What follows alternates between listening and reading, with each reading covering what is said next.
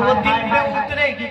اس جمنے کا کیا خوب جمنے کا استعمال کیا ہے، سبحان اللہ سبحان اللہ، واہ واہ واہ، وہ جم گئی تو پھر اترے گی کہاں؟ ہائے ہائے، واہ واہ، اسی لیے قوم کے دل میں کوئی بات اترتی ہے۔ اللہ اللہ اللہ اللہ اللہ، اچھا میری قوم آتی ہے، ہائے ہائے ہائے، وہ یہ آتی ہے یہ سوچ کر نہیں آتی کہ چلو اللہ رسول کی بات سنیں گے، وہ یہ سوچ کے آتی ہے کہ ذرا دیکھیں کون بول رہا ہے، ہاں کیسا بول رہا ہے، کتنے چٹکلے سنائے، جی، کتنا ہنگامہ مچایا، کتنے اشعار سنائے، ماشاء اللہ، کتنا نعرہ لگایا، یہ سوچ کر آتی ہے تو نہ ادھر سے کوئی فائدہ ہو پاتا ہے نہ ادھر سے کوئی فائدہ ہو پاتا ہے، رات بھر جاگتے ہیں جلسہ ختم ہو جاتا ہے۔ اللہ اللہ اللہ، اس کے علاوہ اگر کچھ ہوتا ہو تو مجھے بتا دیں۔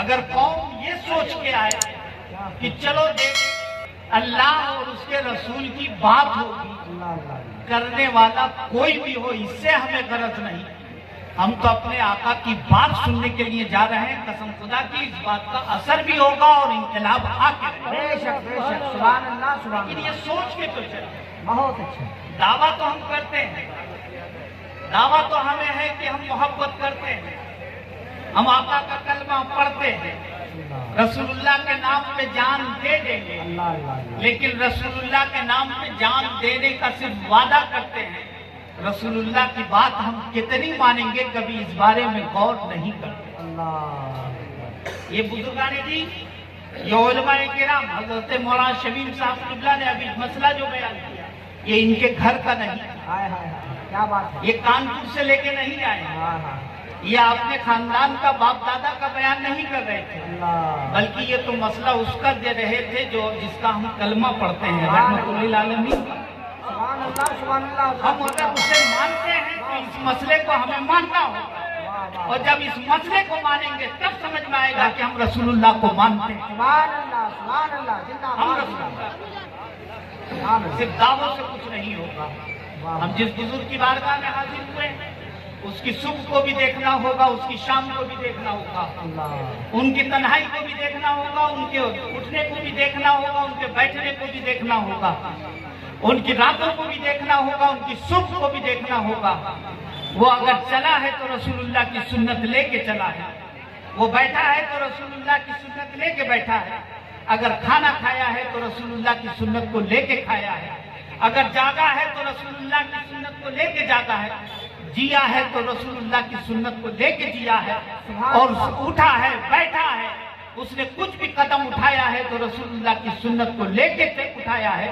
جب اس انداز سے زندگی گزاری ہے، اس طریقے سے گزاری ہے، تو آج ہم سب اس کی بارگاہ میں خراج عقیدت پیش کر رہے ہیں، اور ایسو ہی کے لیے میرے آقا نے فرمایا ہے من کان للہ کان اللہ لہ، جو اللہ کا ہو جاتا ہے اللہ اس کا ہو جاتا ہے، اور اللہ جس کا ہو جاتا ہے کائنات اس کی ہو جاتی ہے۔ نعرہ تکبیر، نعرہ رسالت، شان اولیاء کانفرنس، حضور نعیم ملت، سبحان اللہ سبحان اللہ، ماشاء تو اللہ، کائنات اس کی ہو جاتی ہے، اللہ جس کا ہو جاتا ہے، بہت اچھا، پروردگار جس کا ہو جاتا ہے، اس کی شان یہ ہو جاتی ہے کہ وہ مدینے میں بیٹھتا ہے اور دریائے نیل پر حکومت کرتا ہوا نظر آتا ہے۔ واہ واہ واہ واہ واہ، جس کی شان یہ ہو جاتی ہے، پروردگار جس کا ہو جاتا ہے، اس کی شان یہ ہوتی ہے کہ اگر دریا میں کشتی ڈوب رہی ہے اور وہاں سے کوئی آواز لگاتا ہے، ممبر پہ کھڑے ہو کے اگر خطبہ بھی دیتا ہے تو جبے کے اندر ہاتھ ڈالتا ہے اور ڈوبتی ہوئی کشتی کو بیچ سے نکال کے پار لگا دیتا ہے، یہ اس کی شان ہوتی ہے۔ پروردگار جس کا ہو جاتا ہے، سبحان اللہ سبحان اللہ، پروردگار جس کا ہو جاتا ہے،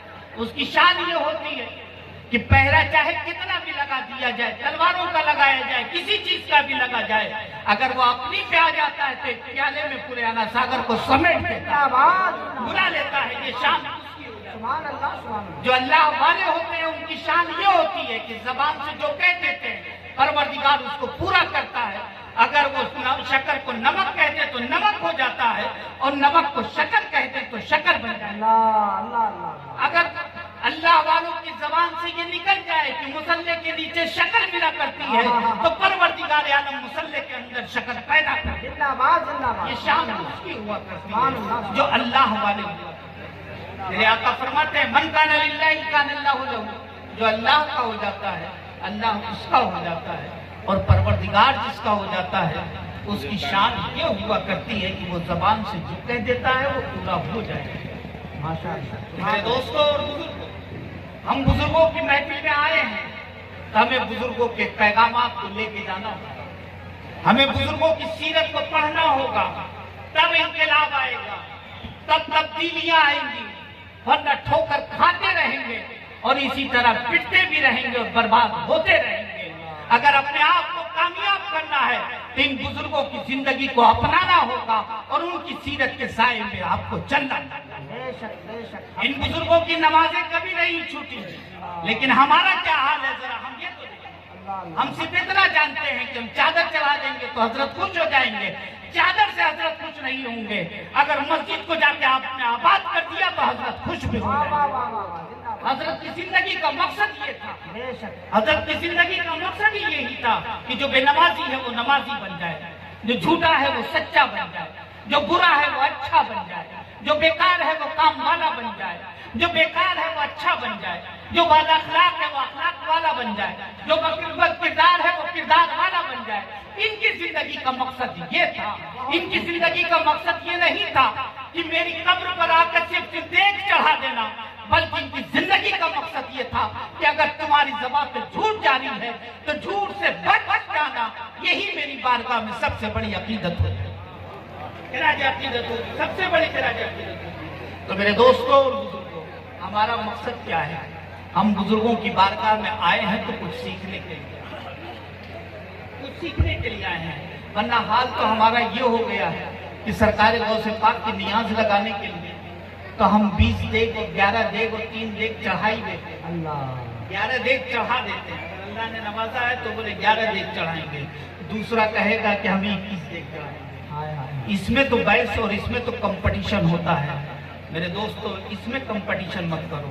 اگر کمپٹیشن کرنا ہی ہے تو یہ غور کرو کہ میرے پڑوسی کا بچہ کس اسکول میں پڑھ رہا ہے، اس سے اچھے اسکول میں میں اپنے بچے کو پڑھاؤں گا. اس میں کمپٹیشن. اگر آپ کا بچہ سیوان میں پڑھ رہا ہے تو آپ کہو تیرا بچہ سیوان میں پڑھ رہا ہے تو میں اپنے بچے کو پٹنہ میں پڑھواؤں گا. اس میں کمپٹیشن کرو. آپ کا بچہ اگر کسی کا پٹنہ میں پڑھ رہا ہے تو کہو کہ میں دلی JNU میں پڑھواؤں گا. اس میں کمپٹیشن کرو. اگر کمپٹیشن ہی کرنا ہے تو علم کے میدان میں، تعلیم کی دنیا میں اتر کے کمپٹیشن کرو. تو یہ کمپٹیشن آپ کو کامیاب بھی کر دے گا اور آنے والی نسلوں کو بہترین اور اچھا انسان. خوبصورت پیغام. زندہ باد، زندہ باد. سبحان اللہ. کیونکہ ہماری زندگی میں کمپٹیشن آ چکا ہے. یہی ہوتا ہے کہ اگر اس نے مکان ایسا بنوایا تو میں ایسا بنواؤں گا. کوئی یہ نہیں کہتا کہ اگر اس کا بیٹا ڈاکٹر بنا ہے تو میں اپنے بیٹے کو IAS آفیسر بناؤں گا. اگر اس میں کمپٹیشن آپ کرنے لگے تو پھر آپ کو ٹھوکر کھانے کی ضرورت نہیں ہے. ہر جگہ آپ کا بچہ دکھائی دے گا اور ترقی بھی ہوگی اور کامیاب بھی ہوں گے. وہی قوم کامیاب ہوتی ہے جو علم سے آراستہ ہوتی ہے، جو تعلیم یافتہ ہوتی ہے. وہی قوم کامیاب ہوتی ہے. اس لیے ہمیں کمپٹیشن کی دنیا میں جانا ہے، مگر اس کمپٹیشن کی دنیا میں جانا ہے. میرے دوستوں، ہم بزرگوں کی بارگاہ میں آئے ہیں. آج ہمارے اندر سب سے بڑی برائی یہ پھیلتی جا رہی ہے کہ ایک دوسرے سے حسد اور جلن. ایک دوسرے سے حسد جلن. اگر کوئی میرا بھائی ترقی کر رہا ہے تو یہ اپنے اندر یہ جلن پیدا ہو جاتی ہے کہ یہ ترقی کر رہا ہے، یہ کہاں سے اتنے آگے بڑھ گیا ہے، یہ اتنا آگے کیوں بڑھ گیا ہے، یہ کہاں سے اس نے پیسہ مار لیا، کس کا مار دیا، کس کا مار دیا. یہ ذہن میں آتا ہے کہ نہیں آتا ہے؟ بتائیے. تقریریں آپ لوگ سنتے رہیں گے اور بعد میں میرے سن لیجیے گا.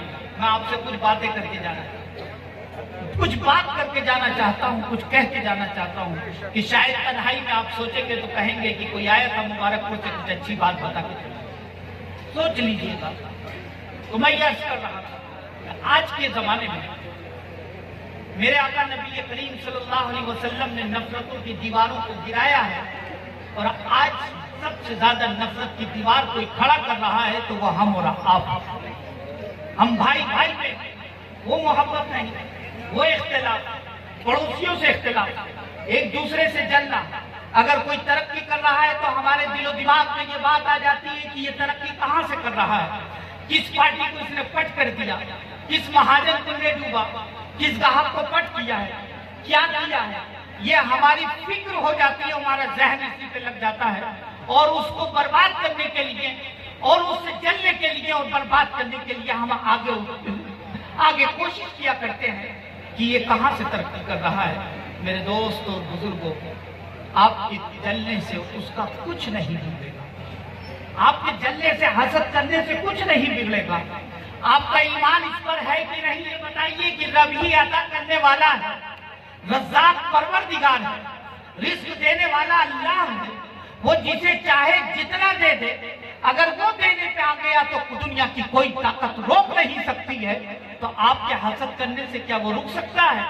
رب نوازنے پہ آیا ہے، وہ عطا کر رہا ہے، تب کوئی طاقت نہیں روک سکتی ہے۔ یہ ہمارا ایمان ہے، جب یہ ایمان ہے تو پھر اس کے بعد یہ حسد و جلن کیسے؟ اگر اسی وقت آپ دعا کے ہاتھ اٹھاتے اور دعا کرتے، اے پروردگار عالم، تو نے میرے بھائی کو موٹر سائیکل سے فارچونر دے دی ہے، تو میں دعا کرتا ہوں کہ اللہ تعالیٰ تو اسے 7 فارچونر دے دے، لیکن اس کے صدقے میں تو مجھے بھی عطا کر، اس کے صدقے میں تو مجھے بھی دے دے۔